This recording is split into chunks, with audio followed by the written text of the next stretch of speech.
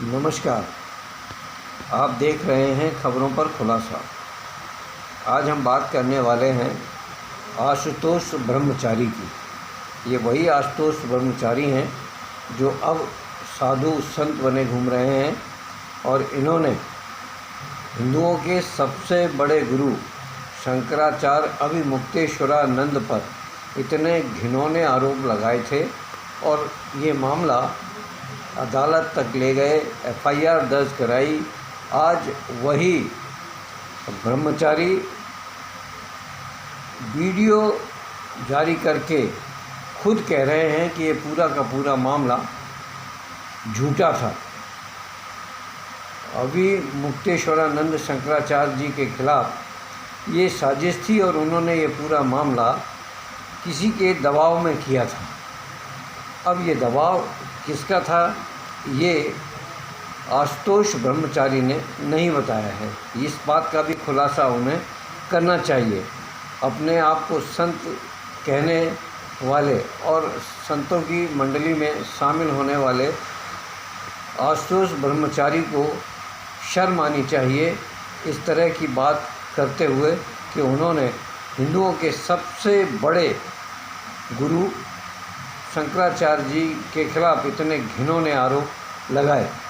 वो तो भला हो अदालत का कि अदालत ने इस बात को गंभीरता से लिया, सच्चाई को समझा और शंकराचार्य जी की गिरफ्तारी पर रोक लगा दी। निश्चित ही ये एक बड़ा मामला है। क्या अब भारत का कानून, भारत का संविधान और वो लोग जो शंकराचार्य जी के खिलाफ कार्रवाई कर रहे थे, अब इस झूठ बोलने वाले फर्जी इंसान के खिलाफ कार्रवाई करेंगे? क्या इसके खिलाफ आपराधिक मामला दर्ज करेंगे, इन्हें गिरफ्तार करेंगे और उन्हें इस बात की सज़ा भी देंगे या नहीं, ये देखने वाली बात है।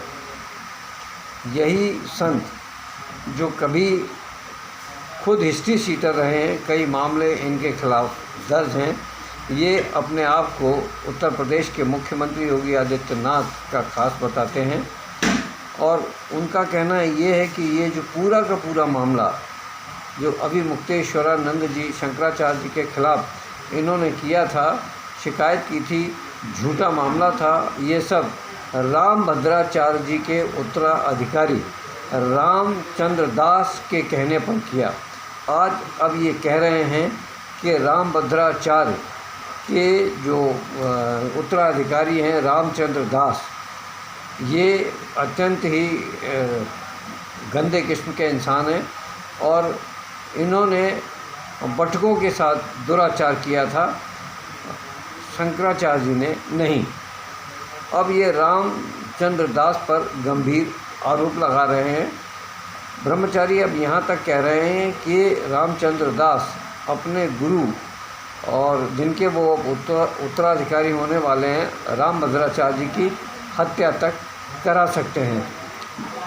इसके साथ ही उन्होंने ये भी कहा है कि रामचंद्र दास ने फर्जी वसीयत कराकर 2 आश्रमों पर मथुरा वृंदावन में कब्जा भी कर रखा है। अब इतने गंभीर आरोप जब ये ब्रह्मचारी लगा रहे हैं तो इस मामले पर निश्चित ही कार्रवाई होना चाहिए और हिंदुओं के सनातन धर्म के सबसे बड़े गुरु अभिमुक्तेश्वरानंद शंकराचार्य जी के खिलाफ झूठी कार्रवाई कराने, उन्हें बदनाम करने और उनका चारित्रिक हनन कराने का प्रयास करने वाले ब्रह्मचारी आशुतोष के खिलाफ अब कानूनी कार्रवाई करना चाहिए और ऐसे लोगों को निश्चित ही सज़ा मिलना चाहिए। अब ये खबरें जो स्ट्रीम मीडिया है या जो गोदी मीडिया है या जो हमारा देश का बड़ा मीडिया है वो तो बताएगा नहीं, ना वो इन खबरों पर किसी तरह की चर्चा करेगा। सोशल मीडिया पर अवश्य ये चर्चा अब हो रही है और सबको पता चल रहा है कि सच्चाई क्या थी। ये तो जब ये आरोप लगाए गए थे शंकराचार्य जी पर तभी ये बात बिल्कुल साफ थी कि शंकराचार्य जी को बदनाम करने के लिए ये सब किया जा रहा है। चूँकि शंकराचार्य जी उत्तर प्रदेश की और देश की दोनों ही सरकारों के खिलाफ गौ माता को लेकर बयानबाजी कर रहे हैं और प्रदर्शन कर रहे हैं, गौ माता को राष्ट्रीय पशु घोषित कराने की मांग कर रहे हैं। जितने भी देश में स्लॉटर हाउस चल रहे हैं जहां गौ माताओं को काटकर उनका गौ मांस बेचा जा रहा है, उसे बंद कराने की मांग कर रहे हैं। तो निश्चित ही सरकारों की तिरछी नज़र शंकराचार्य जी पर है और किसी न किसी बहाने शंकराचार्य जी को प्रताड़ित करने और परेशान करने का काम ये सरकारें कर रही हैं।